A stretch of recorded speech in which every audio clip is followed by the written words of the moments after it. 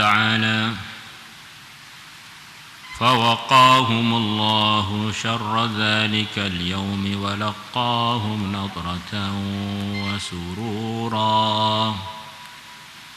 Fawaqahum Allah, maka Allah menjaga mereka orang-orang yang beriman beramal. Syarra dzalikal yaumi, buruknya hari itu, hari hisab, hari mahsyar, hari akhirat. Walaqahum, dan Allah memberikan kepada mereka nadratan, keceriaan, menunjukkan mereka bahagia, enggak susah.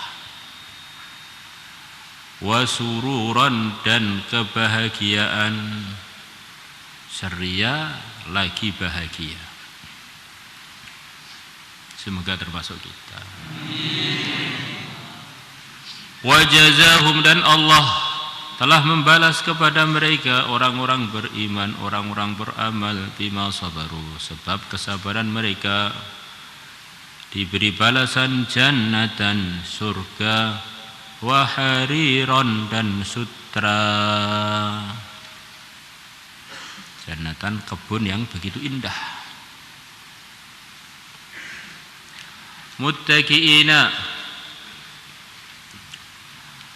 mereka bersandaran fiha, di dalam surga, alal araiki, atas dipan-dipan. La yarawna, mereka tidak melihat, fiha, di surga, syamsan, matahari,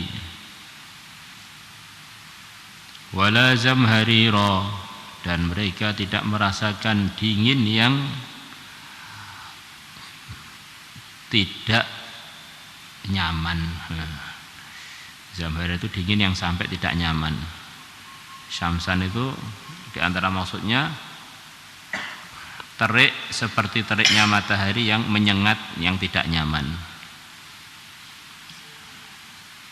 Suhunya surga itu benar-benar sesuai, tidak terik sampai menyengat, tidak juga dingin sampai menggigil. Pas, benar-benar nyamannya hanya akan bisa dirasakan oleh orang-orang yang telah di sana. Nah, sekarang mataharinya ada tidak di surga itu? Ada yang mengatakan la yarawna fiha syamsan, itu menunjukkan matahari di surga memang enggak diperlukan.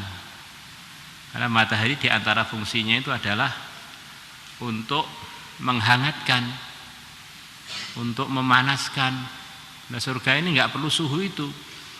Perlu terangnya dan perlu suhu yang tidak menyengat. Maka di surga ini suasananya suasana ternyaman.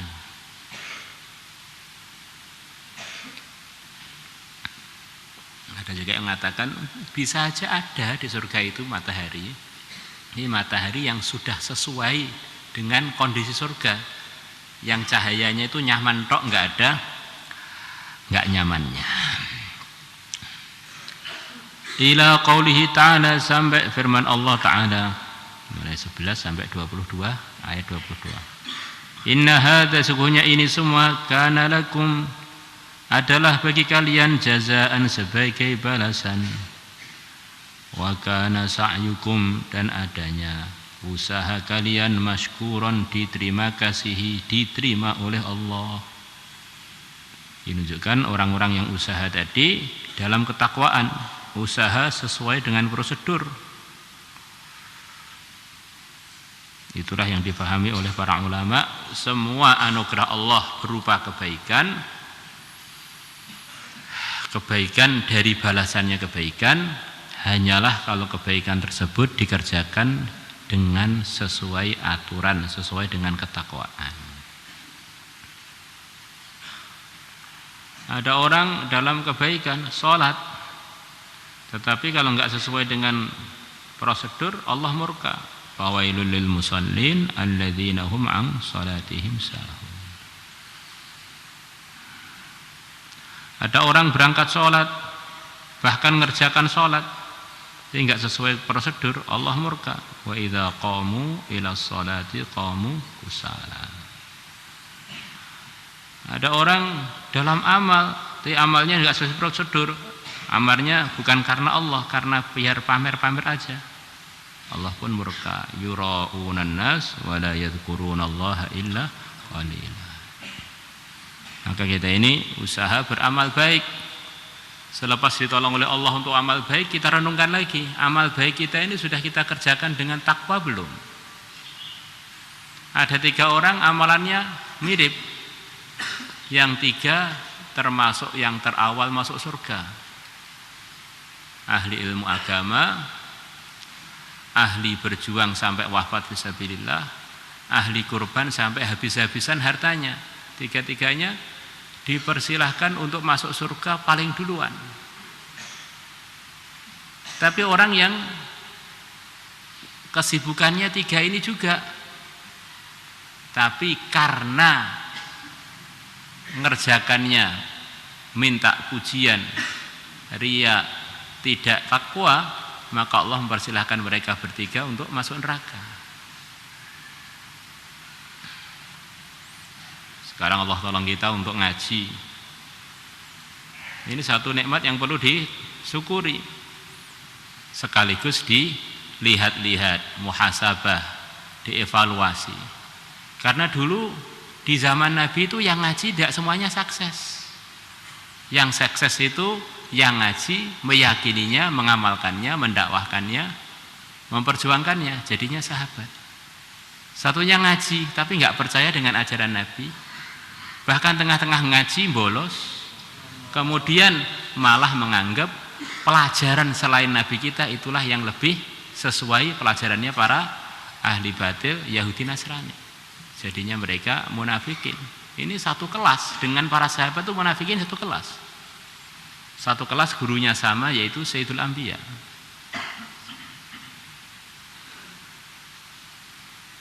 Setan menggoda manusia untuk tidak beriman. Selepas beriman masih banyak lagi godaan yang akan dikerjakan setan kepada kita.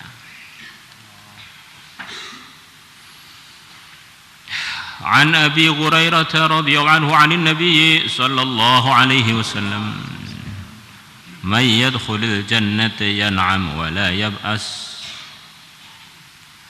Barang siapa masuk al-jannata surga, yan'am, maka dia mendapatkan berbagai macam kenikmatan. Jadi mustamir. Di fi'il mudhari' itu ada artinya ya dulu alal istimrar, terus-terusan mendapatkan kenikmatan. Wala yab'as, dan dia tidak merasakan hal-hal yang mengecewakan, hal-hal yang tidak baik. La ba'sa, tidak apa-apa. Maka baksun berarti kan apa-apa. La tabla thiyabuhu, baju dia tidak akan pernah usang. Bajunya ahli surga tidak pernah usang. Semuanya serba disesuaikan dengan kekekalan yang telah diputuskan untuk surga dan untuk penghuni surga. Di antara bentuknya tidak usang itu, sebelum usang sudah ganti, sebelum usang sudah ganti, terus begitu. Wala yafna syababuhu, dan tidak akan punah dan tidak akan sirna kemudaan dia, muda terus, semangat sempurna, kuat sempurna, cerdas sempurna, ganteng sempurna. Orang itu dalam kenikmatan, tetapi kalau menua ya nggak enak. Semua yang nggak enak itu di surga nggak ada. Fil jannati, di dalam surga, ma ada kenikmatan, la ainur ra'at, tidak ada mata pun yang pernah melihatnya. Seperti diceritakan kemarin bahwa nikmat surga itu berbagai macam. Ada nikmat-nikmat surga yang di dunia ini sudah ada gambarannya, yang diceritakan sebagian dalam Al-Quran. Talhin mangdud, ada buah pisang, sidrim mahdud, pohon bidara, ma'im maskub, mata air yang mengalir, Kemudian di surga ada wakawa'iba atroba, wanita-wanita yang montok susunya, yang setara umurnya. Ini di dunia ada. Ada kenikmatan-kenikmatan yang di dunia ini memang enggak ada. Jadi kita tahunya nanti di surga. Jadi mala'inun ra'at itu tidak semua nikmat surga. Sebagian nikmat surga sudah ada asbah wan nadhairnya di dunia ini. Sudah ada yang semisal itu di dunia.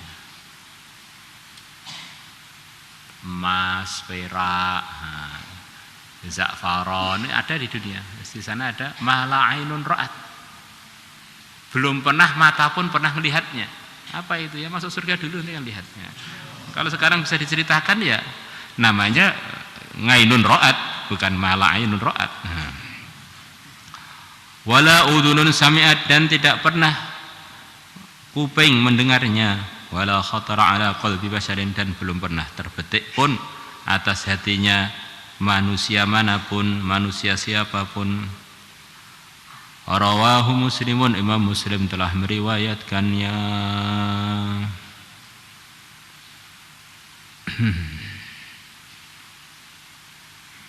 Nah, ketika Ramadan surga itu dihias-hias. Malaikat Jibril sendiri yang diperintahkan oleh Allah untuk mimpin para malaikat untuk menghiasi surga.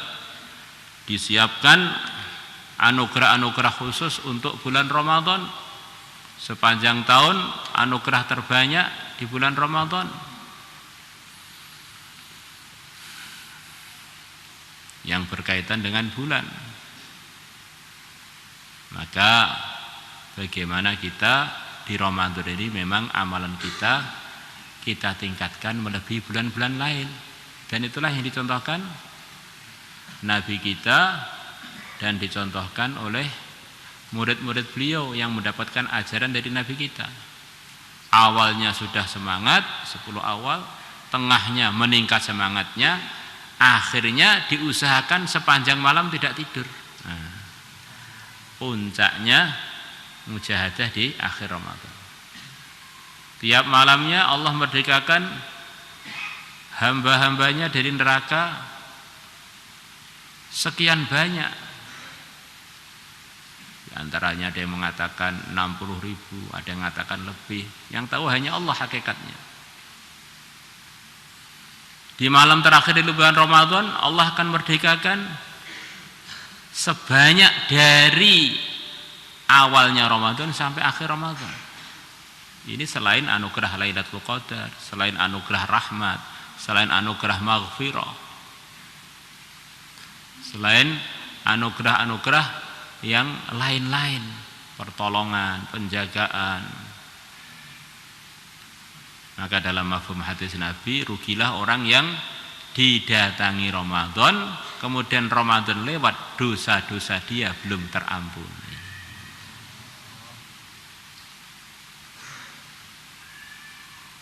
Sebelas bulan sudah lewat, kita usaha bulan ini tidak ada lalainya.